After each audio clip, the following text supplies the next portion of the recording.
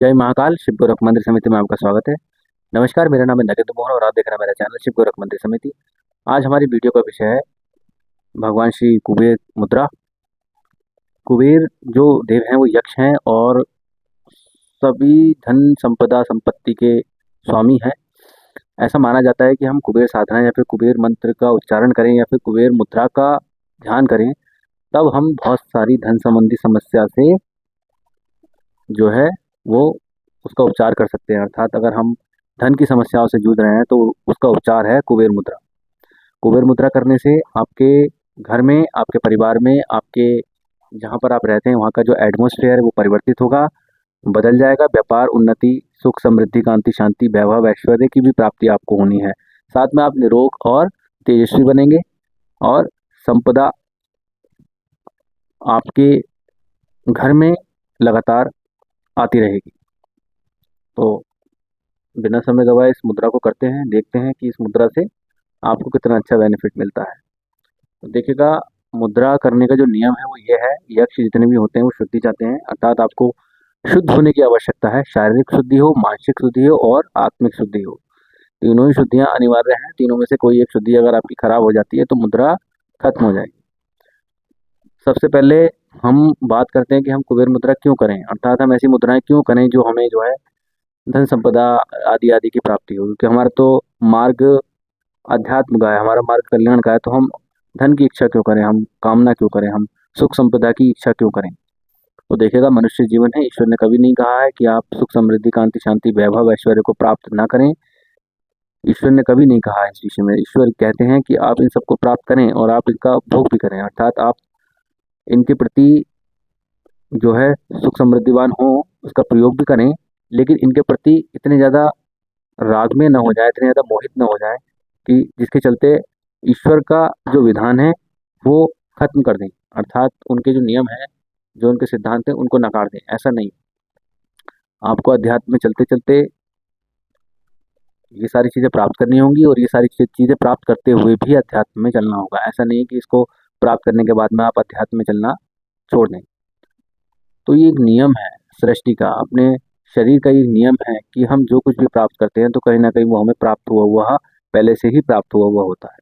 हम तो केवल प्रयास करते हैं और प्रयास करते करते आगे बढ़ जाते हैं और उसी बढ़वाल में हमें बहुत कुछ परिवर्तन देखने को मिलते हैं और बहुत कुछ प्राप्त करते हैं। बहुत से लोगों से हमारा संबंध बनता है और बहुत से लोग हमारे छूट जाते हैं, परिवर्तित होकर के तरह तरह विखंडित हो जाते हैं, अलग अलग दिशाओं में मुड़ जाते हैं। लेकिन ऐसी प्रक्रियाओं में जब हम अध्यात्म का सहारा लेते हैं तो हम बहुत सारी योजनाओं को गठित करते हैं और अपने जीवन का शुद्ध संचालन करते हैं और आगे बढ़ते हैं, जिससे हमारा जीवन सुचारू रूप से चलता है, एक सही दिशा में आता है और हमारे मस्तिष्क के तमाम सारे विचार एक होकर के हमारे लिए नए परिवर्तन खोजने लगते हैं।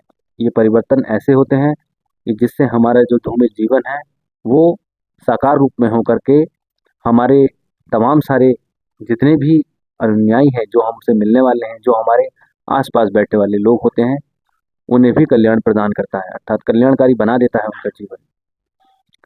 तो यक्ष मुद्रा अपने आप में बहुत महत्वपूर्ण मुद्रा है। यक्ष साधना करने से कोई भी, आपको ऐसा नहीं है कि आप यक्ष साधना करें तो आपको कोई दिक्कत परेशानी आए, ऐसा नहीं है।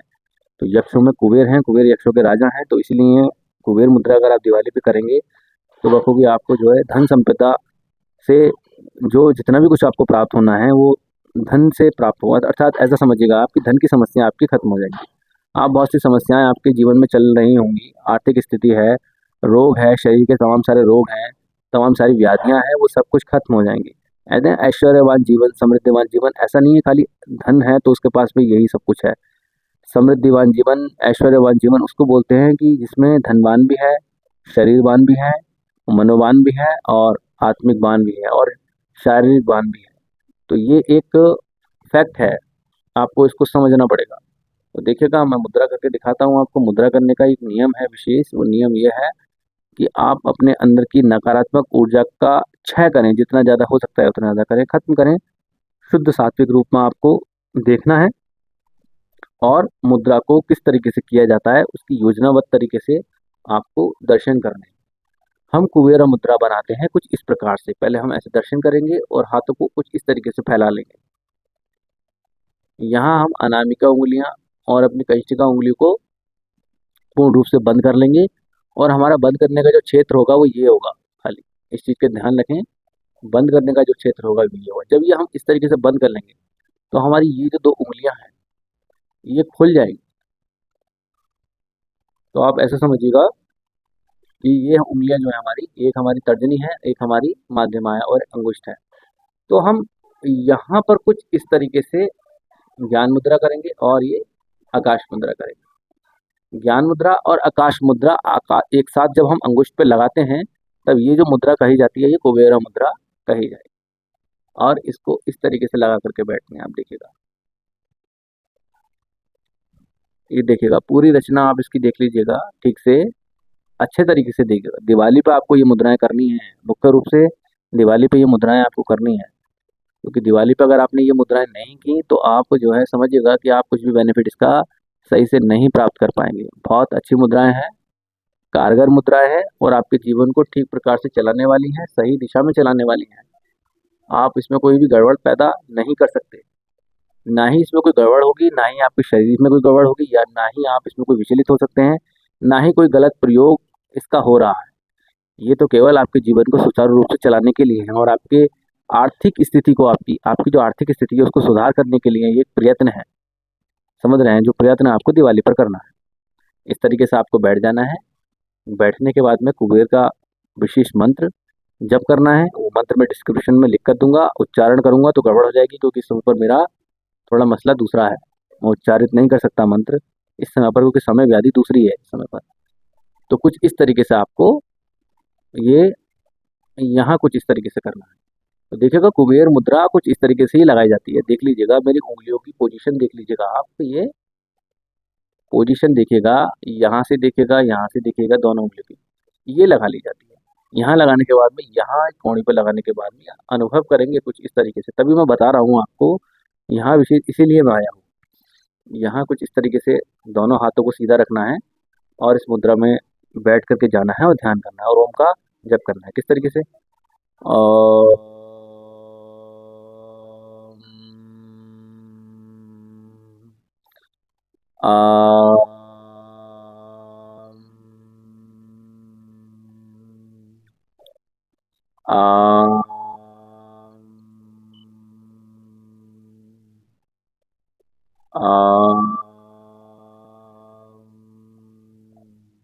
इस तरीके से आपको जब करना है, जबकि आवाज़ इतनी बारीक होनी चाहिए कि लगना चाहिए कि हाँ वास्तव में आपने जो ध्वनि निकाली है वो इतनी बारीक है कि आप उसको पिरो सकते हैं, एक सुई में पिरो सकते हैं। इतनी बारीक होनी चाहिए ध्वनि, जिससे आपको ये लगे कि हाँ वास्तव में आपने ठीक प्रकार से ध्वनि करी। ये इसका अनुभव तो आप ही कर सकते हैं, क्योंकि आप उच्चारण करेंगे। जितना अच्छा उच्चारण करेंगे उतना अच्छा बेनिफिट इसका मिलना है आपको, और जितना अच्छा बेनिफिट आपको मिलेगा उतने अच्छे धन लाभ आपको होना है।